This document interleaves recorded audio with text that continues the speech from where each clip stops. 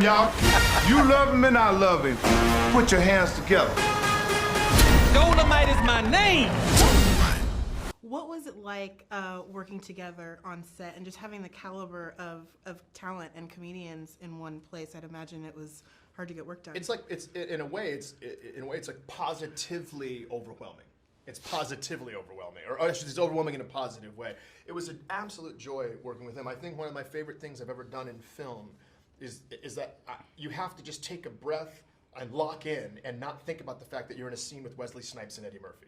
Don't think about the fact that you're in a scene with the entire Klump family and Simon Phoenix from Demolition Man. Like but because they were so immersed in their characters, it gave me an opportunity to be like, oh no, I got to be here.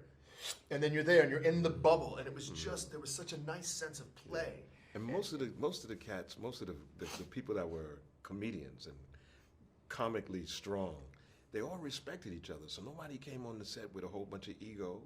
Everybody was like, okay, let's try to do our best here. And I have to admit, I was a little nervous because I come from the drama place. And now I'm in a film with all of these funny guys and girls. So I'm trying to figure out, okay, so what's my rhythms? Where do I do enough? Where do I, rise to the challenge and then not do too much? In the 70s, part of that era was the black exploitation wave.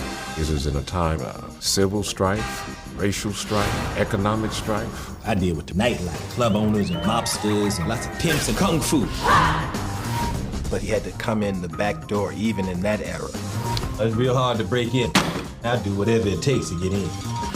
Rudy was one of the first black men to self-produce movies for the black neighborhood. He just wanted a movie that reflected his experience. What was the most surprising thing about Rudy Ray Moore for you? I think the most surprising thing that didn't occur to me when these movies were introduced to me. I was 19 in my early 20s, and they were something to behold in how monumentally unprofessional and low budget they were. But then as you get older and you're part of this business, you become part of this business, you realize how hard it is to make a movie.